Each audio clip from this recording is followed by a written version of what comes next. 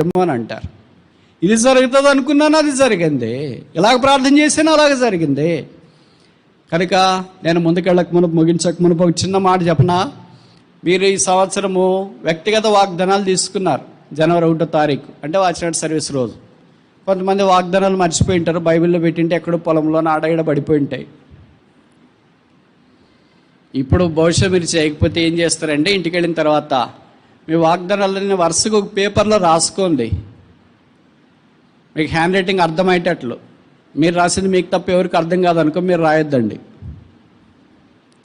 వేరే వాడితో రాయించుకోండి.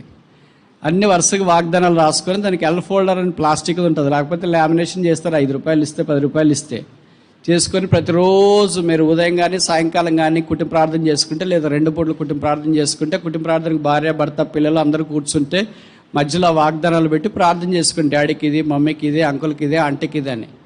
Family prayer అంటే ఎప్పుడు నువ్వే చేయొద్దు. నీ ప్రార్థనే దేవుడు ఆలకిస్తాడని అనుకోవద్దు. కుటుంబం అంతా ఉంది కదా, వాళ్ళు చేస్తారు, బ్రదర్ చేస్తారు, సిస్టర్ చేస్తారు, కొడుకు చేస్తారు, కూతురు చేస్తారు, అట్లా అందరు చేయాలా. మీరేమనుకుంటారంటే నేను చేస్తేనే దేవుడు వింటాడు, ఇంకెవరు చేస్తుందో అనుకుంటారు. అట్లేం కాదు, అదే తప్పు. ఫ్యామిలీ ప్రేయర్ అంటే అందరూ ఒకరోజు నువ్వు చేస్తే, ఒకరోజు సిస్టర్, ఒకరోజు కొడుకు, ఒకరోజు కూతురు, అట్లా వరుసగా ఏజ్ ప్రకారం. కొంతమంది ఎగరగొడుతుంది ఫ్యామిలీ ప్రేయర్, కొంతమంది చేయని వాళ్ళని వదిలేయండి, ఎందుకంటే వాళ్ళు స్టేజ్ దాటిపోయారు. అప్పుడే వాళ్ళు స్టేజ్ దాటిపోయిన వాళ్ళని వదిలేయండి. స్టేజ్లో ఉన్నోళ్ళు చేసేవాళ్ళు మీరు చేయండి. మీరు వాగ్దానాల యొక్క నెరవేర్పు చూడండి. వాగ్దానం దేవుని మాట దేవునికి ఎత్తిపట్టినప్పుడు ఆయన అబద్ధం మాట నేరం దేవుడు. ఆయన ఎప్పుడు తప్పు చేయడు, ఆయన ఎప్పుడు పొరపాటు చేయడు. దిస్ గార్డెన్ ఆఫ్ సప్లికేషన్, ప్రార్థన తోట. మనకు అన్ని తోటలు ఉంటాయి కానీ ఈ తోట ఉండదు. ఏ తోట? ప్రార్థన తోట దగ్గరికి వస్తే అంత ఎండిపోయింది. ఏంటమ్మా అంత ఎండిపోయింది అంటే ప్రార్థన చేయట్లే. ఏంటి బ్రదర్ అంత ఎండిపోయింది అంటే ప్రార్థన చేయట్లేదు. మిగతా రక్షణ తోట బాగుంది, పచ్చగా ఉంది, 4 పాయలై పారుతుంది నది. రాజు తోట ప్రత్యేకమైన జీవితం, ఇది కూడా బాగానే ఉంది, మడుగుంది అక్కడ. What garden?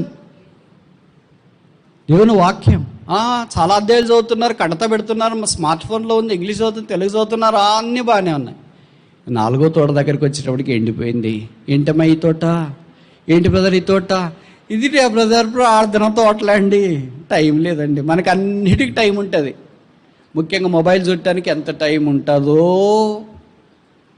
కానీ ప్రార్థన చేయటానికి అస్సలు టైం దొరకదు అనేవాళ్ళు చాలామంది.